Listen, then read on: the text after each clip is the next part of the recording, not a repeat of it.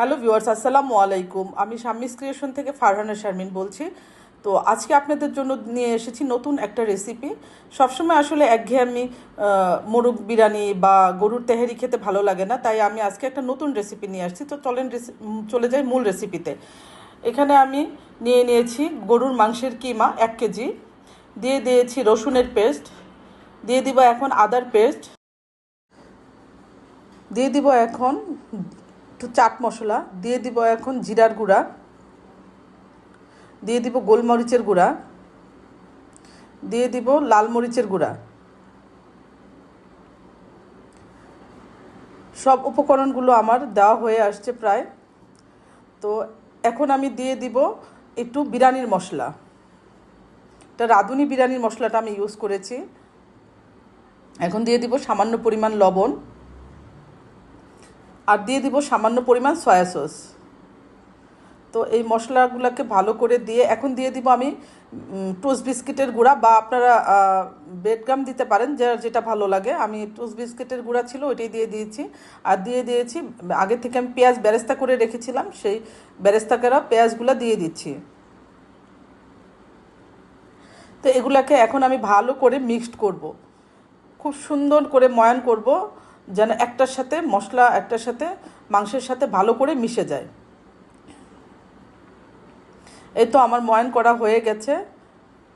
এখন আমি এগুলাকে হাতের তালুর সাহায্যে আস্তে আস্তে গোল গোল করে বলের মতো করে বানিয়ে নিব। এই রান্নাটা অনেক মজার হয় এবং খুবই মজাদার। আপনারাও একটু বাসায় ট্রাই করে দেখবেন, ইনশাল্লাহ খেয়ে আবার খেতে চাবেন। যদিও একটু কষ্ট, তারপরেও খুব মজাদার রান্নাটা। দেখেন আমি একে একে করে এইভাবে সবগুলা বল বানাবো।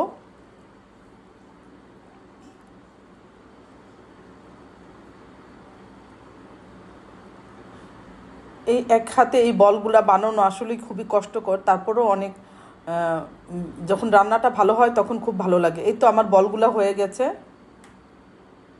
দেখেন মাশাল্লাহ। আমি আরেকটা কথা ভুলে গিয়েছিলাম, এখানে আমি কিছু কর্নফ্লাওয়ার ইউজ করেছিলাম, সেটা স্কিপ করে গেছে। তো এখানে আমি প্যানে তেল দিয়ে দিলাম। এখন আমি কোপ্তাগুলা ভেজে নিব, হালকা মিডিয়াম আঁচে ভাজবো, যাতে মানে পুড়ে না যায় কোপ্তাগুলো। আস্তে আস্তে এটাকে ভিতরটা সিদ্ধ করতে হবে।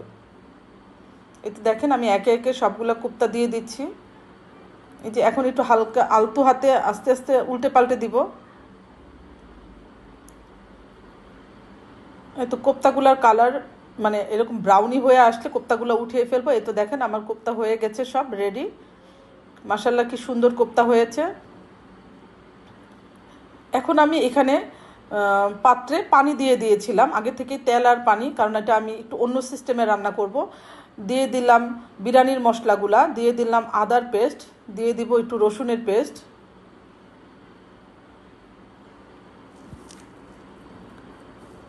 এটাকে আমি মশলাগুলোকে পানির সাথে ভালো করে নেড়ে চেড়ে দিব।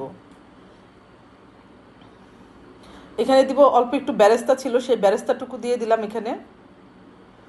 তারপরে দিয়ে দিব কয়েক চামচ দুধ গলিয়ে দিয়ে দিব, দিয়ে দিব কয়েক ফালি কাঁচামরিচ।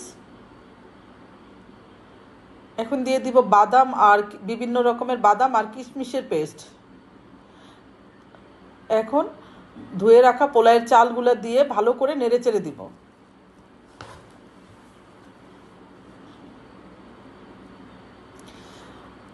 আমি এটা পুরাটাই মানে কি বলবো, বাবুর্চি স্টাইলে রান্না করেছি। বাবুর্চিরা এইভাবেই রান্না করে, পানির মধ্যে ফুটে আসলে চালগুলা দিয়ে দেয়। এখন এটাকে ঢাকনা দিয়ে ঢেকে রাখবো।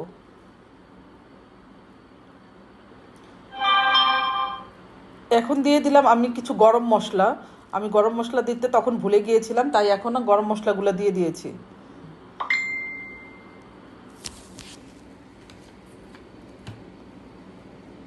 তো আমি কোপ্তাগুলো ঢেলে দিয়ে দিয়েছি, ঢেলে ভালো করে একটু নেড়ে চেড়ে আবার ঢাকনা দিয়ে ঢেকে রেখে দিব, দমে রেখে দিব।